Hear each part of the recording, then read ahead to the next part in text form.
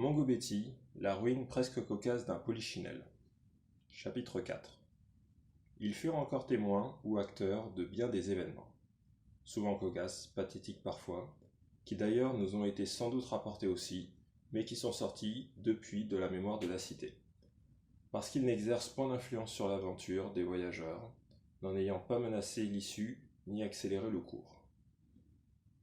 Ils marchèrent le jour, ils marchèrent et dormirent la nuit, tout au long du restant du chemin qui eût encore paru une éternité à des voyageurs moins hallucinés. Rien de tel pour abolir la souffrance d'une longue route que l'extase secrète d'une mission inouïe, semblable à celle dont s'étaient chargés les trois amis. C'était comme s'ils avaient été condamnés à tourner perpétuellement en rond, revenant traverser les mêmes vallées, trop ombragées, cheminant après un répit illusoire, sous les mêmes voûtes de frondaison, où suintait toujours la même humidité glacée, se retrouvant périodiquement en train de gravir les mêmes côtes, sous le soleil dont l'ardeur leur cisaillait les épaules et la nuque, voguant laborieusement sur les mêmes radeaux. Il leur semblait qu'ils foulaient, à quelques jours ou quelques heures d'intervalle, les mêmes berges, toujours hautes, tantôt le pied plan, tantôt avec l'eau, le long des mêmes rivières, des mêmes fleuves aux clapotis alanguis, comme emportés dans un cercle maudit. Ils traversaient les mêmes villages, demandaient l'hospitalité aux mêmes populations, qui leur offraient chaque fois le même accueil aux mille sourires condescendants, d'abord, mais bientôt grimaçants de crainte. Mort Zamba se remémore encore les ravages de cette errance avec la fascination d'un homme qui revit un cauchemar, alors que Georges Morkinda, appelé plus souvent encore Joe le jongleur, ne s'est jamais dégagé de leur sinistre envoûtement. De toutes les saisons de l'année, la sécheresse est celle qui ressemble le plus à un long voyage. On traverse là aussi une interminable succession de journées au ciel de plomb fondu. Les nuits privées de sommeil ont une raideur cadavérique. Une soif fébrile retourne les corps sans répit. L'espérance rôde en serrant la queue à la veine, poursuite d'un mirage de fraîcheur. Un jour, pourtant, la nuée que personne n'attendait plus se répand sans être aperçue au firmament, jusqu'à ce que, tout à coup, une immense flaque glauque voile le soleil, pourtant au zénith. Un long grondement rampe, très loin, furtivement, comme une baguette souple qui s'insinue en se tortillant. La bourrasque miraculeuse surprend l'enfant nu, attardé à l'écart du hameau. Les deux rubénistes et le sapac s'aperçurent que les nuées avaient commencé à s'accumuler pour former l'orage de leur arrivée à Ekoudoum. Alors qu'ils étaient en route depuis 9 semaines, selon le compte précis de Joe le jongleur, seul à avoir gardé une notion exacte du temps.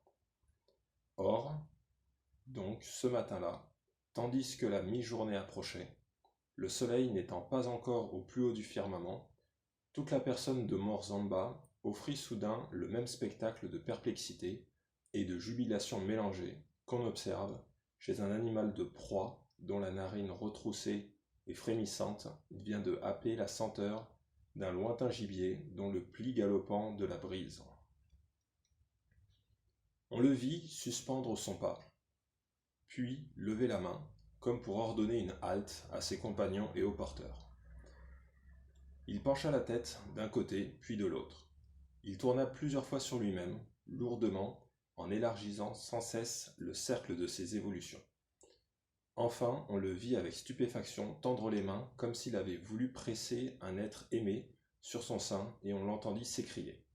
« Grands arbres sans âge, votre rassemblement n'a pas de pareil ailleurs.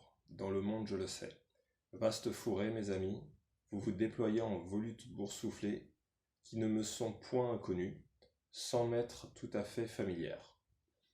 Oui, vous me vîtes passer ici même il y a environ 20 ans. J'étais presque un enfant, et les chaînes de l'esclavage broyaient mes hanches, je ne parle pas du fusil dont le canon était pointé dans mon dos. Vous me revoyez, aujourd'hui, allant dans l'autre sens, libre, instruit par le malheur, ayant miraculeusement échappé à la mort, ayant moi-même tué un homme avec ses mains. Mes mains qui certains jours me font horreur, ô mes amis. Non, mais est-ce que tu parles sérieusement? Protesta Joe le jongleur, qui venait de rejoindre son compagnon et de déposer à terre son sac d'armes, dont il n'avait pas voulu se séparer ce jour-là. Tu te repens d'avoir zigouillé un Saringala enragé?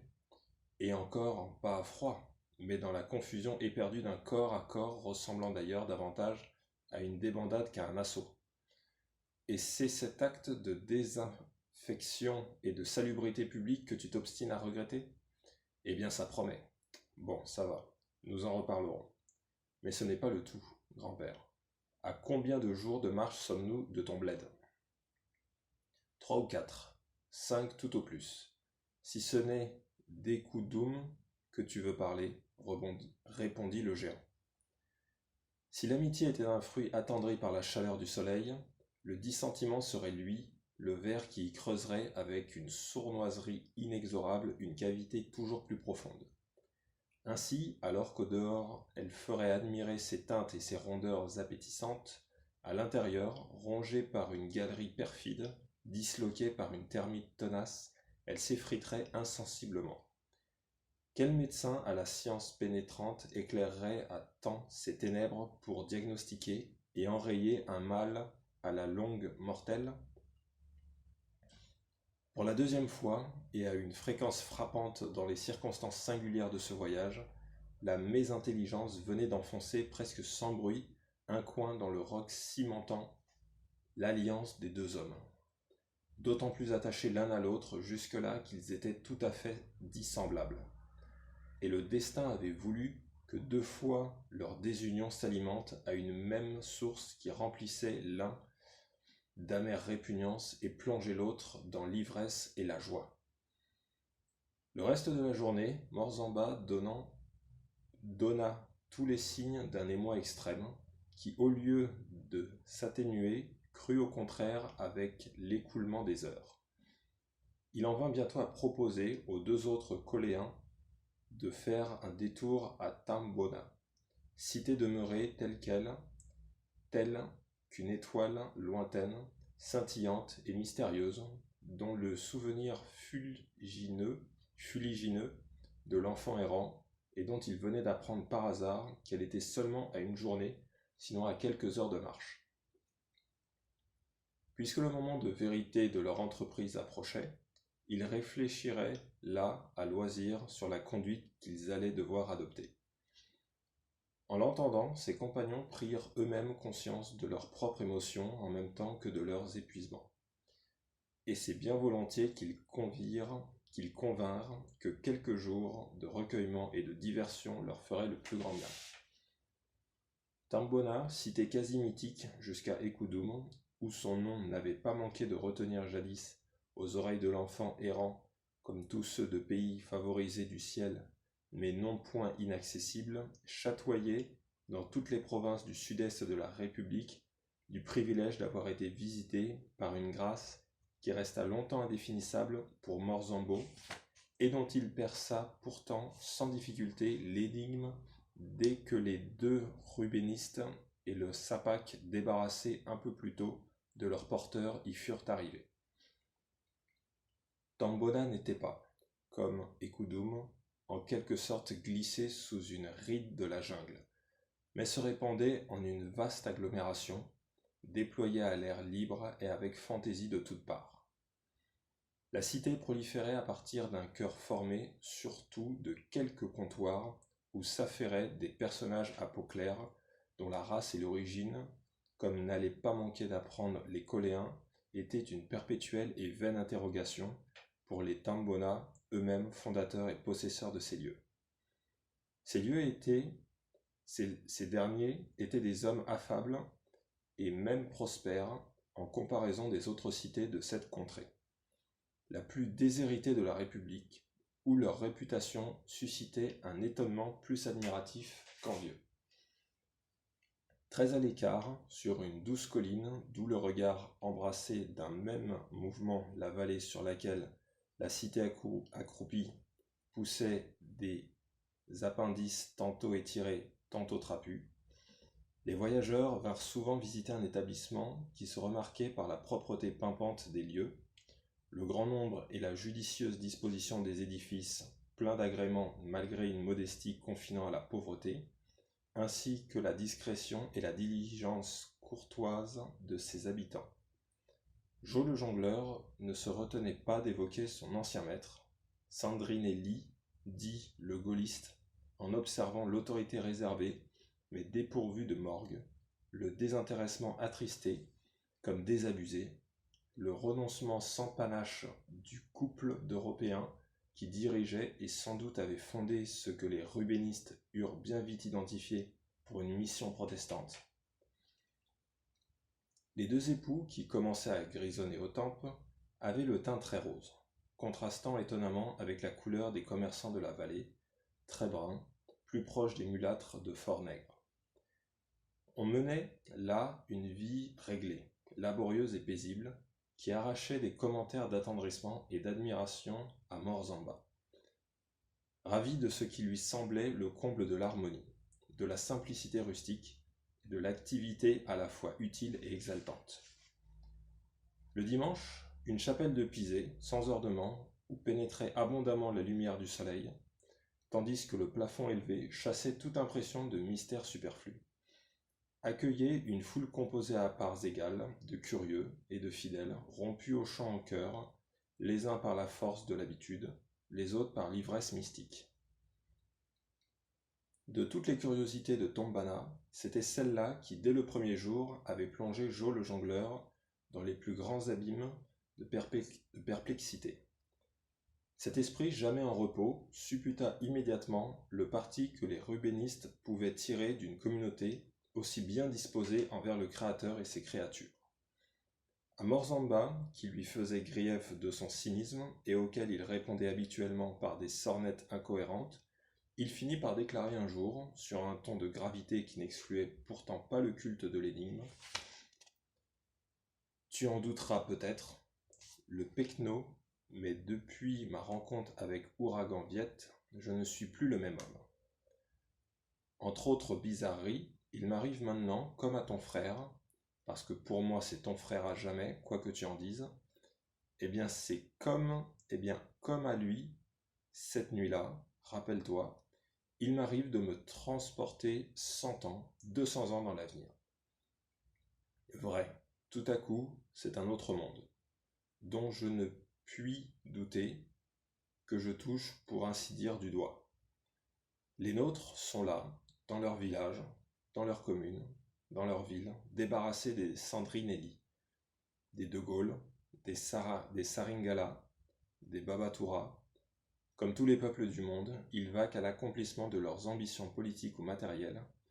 Ils travaillent, ils rient pour fêter les naissances, ils pleurent au deuil des parents et des amis. En somme, ils sont devenus quelconques. Dis-moi, grand-père, crois-tu qu'il leur sera aisé alors de se figurer quel mal nous avons eu, nous leurs ancêtres, à libérer notre race?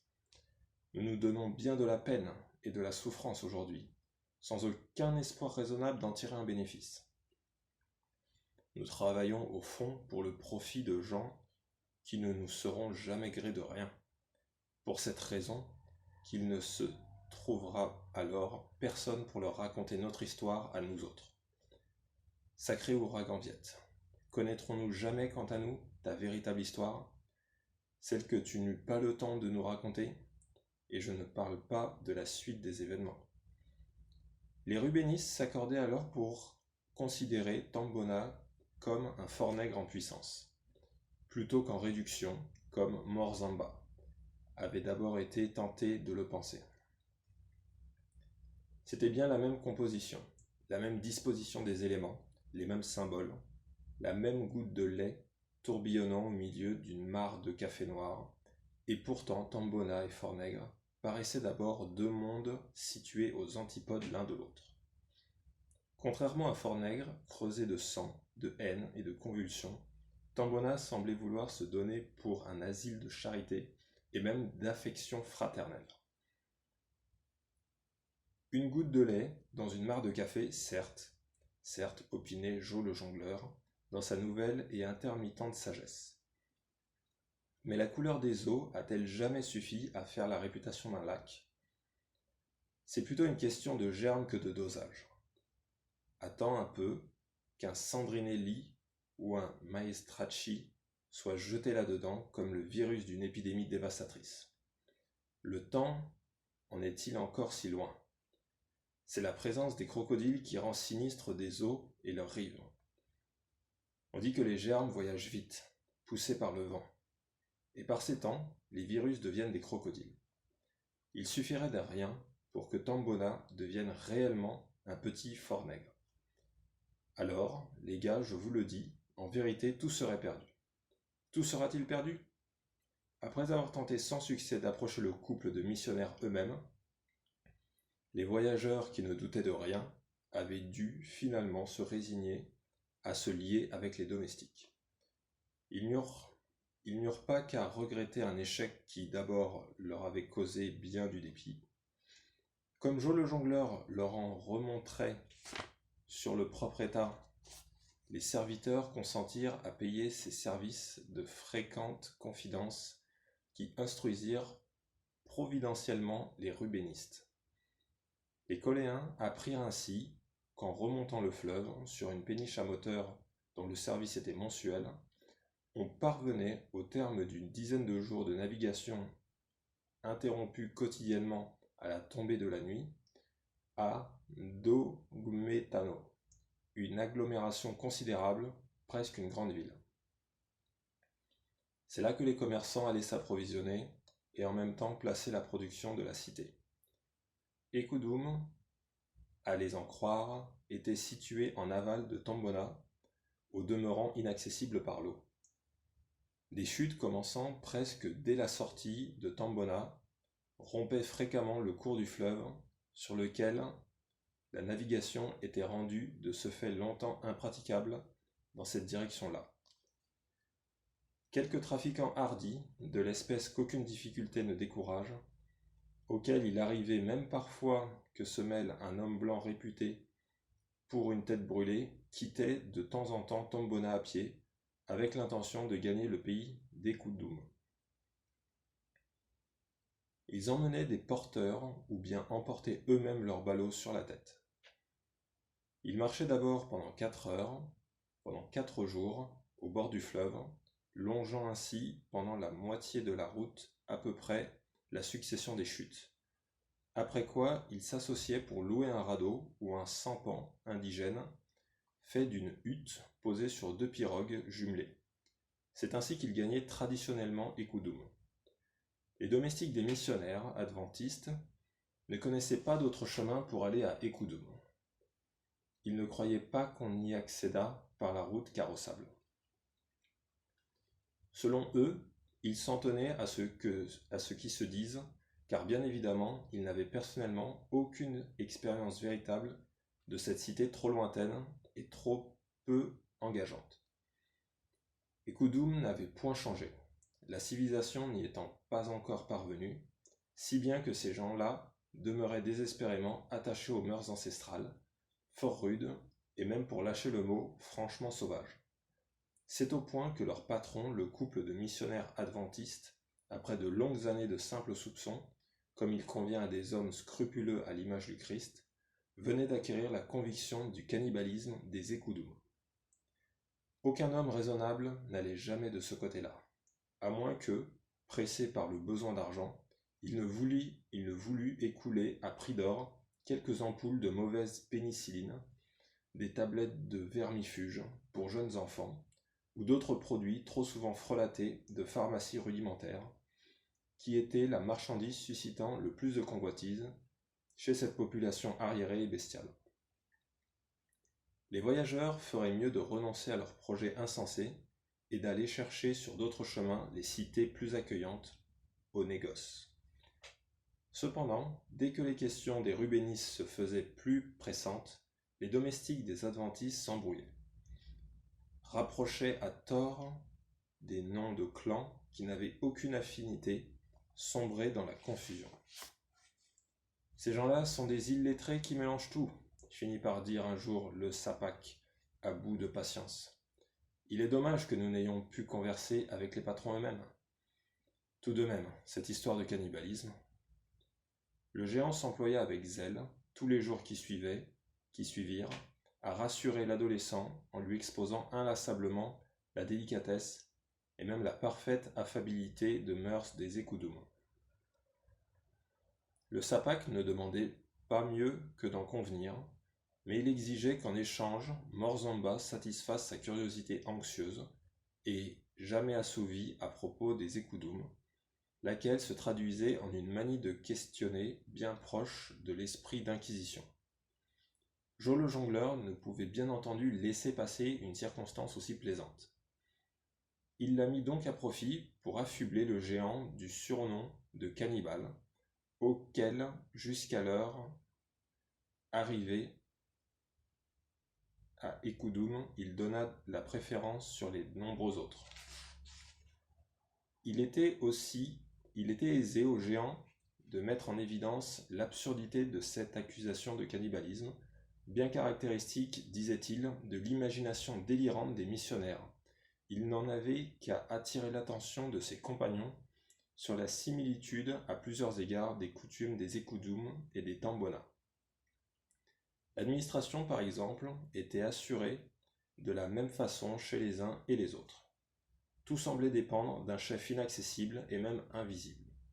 Sans doute un homme aux origines ténébreuses, peut-être même un étranger que la colonisation avait imposé à la cité, des Tambona, comme elle avait d'autorité placé Morbita à la tête des Écoudoumes, et que la terreur, le temps et l'esprit de routine et de soumission avaient fini par faire accepter à une population en proie au désarroi. Aucune police, hormis 2 ou 3 individus peu recommandables, arborant un uniforme crasseux, sorte de garde ou plutôt de planton attaché à la personne du maître, auquel la douceur de mœurs des administrés laissait tout loisir de déambuler avec indolence à travers la bourgade. Le fait est pourtant, comme les rubénistes ne manquèrent pas de le remarquer, qu'il ne se commettait ici ni crime, ni vol, ni rixe, tout comme à Écoudoum insistait Morzamba. Mais dis donc, commentait Morkinda, c'est bon à savoir tout ça. Quand ils quittèrent Tambona, environ 1 mois après leur arrivée dans cette cité, les rubénistes emmenaient un vrai trésor de réflexion adapté à leur entreprise, ainsi qu'une escorte de 4 convoyeurs bénévoles recrutés à Tambona par Joe le jongleur, à l'aide d'une technique éprouvée. Ces derniers ne manifestaient aucun intérêt pour les projets des voyageurs.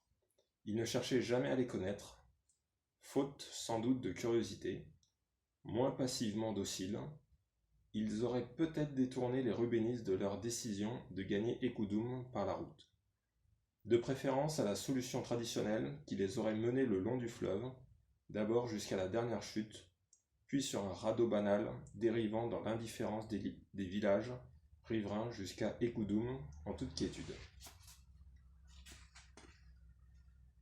La route, dans un premier temps, se révéla hérissée d'aléas. Il s'y rencontra un nombre d'usagers que les rubénistes n'auraient pas pu prévoir. Et même des tracteurs remorquant de longues plateformes chargées de grumes, extrêmement espacées, il est vrai. Il fallut se soustraire à tout danger de contrôle, ou même de simple curiosité, en voyageant uniquement la nuit, et plier ainsi les convoyeurs originaires de Tambuna à une nécessité qu'ils ne pouvaient apprécier ni comprendre. Le pire, presque l'inimaginable, ce fut lorsque, parvenus à un embranchement, ils s'entendirent, après une journée d'enquête, désigner pour la bretelle desservant éventuellement Écoudoum une sinistre trouée qui évoquait le sommaire abattis résultant d'une chevauchée de pachydermes pris de panique. C'était un spectacle poignant, et même pour Morzamba, qui connaissait l'épopée d'un ouvrage ayant mérité autrefois le nom de route, vraiment consternant. La chaussée disparaissait sous le moutonnement de hautes et folles herbes et des touffes d'arbustes jaillis des tranchées latérales. Seul était miraculeusement épargné, tout au milieu, un ruban sinueux, à peine moins délié qu'une fine corde, la piste où les bêtes et les hommes qui venaient les chasser, là de préférence, aux fourrés et aux sous-bois de la forêt contiguë, se faisaient parfois vis-à-vis tout à coup, se fusillaient à bout portant du regard. Sur chaque talus se dressait abrupt, vertigineux, un rempart de végétation, au sommet duquel, en entrecroisant leurs bras monstrueux tendus des deux côtés, les arbres tressaient une voûte de rue, percée de trous irréguliers, par où filtrait le soleil, mangé au mythe, aurait-on dit.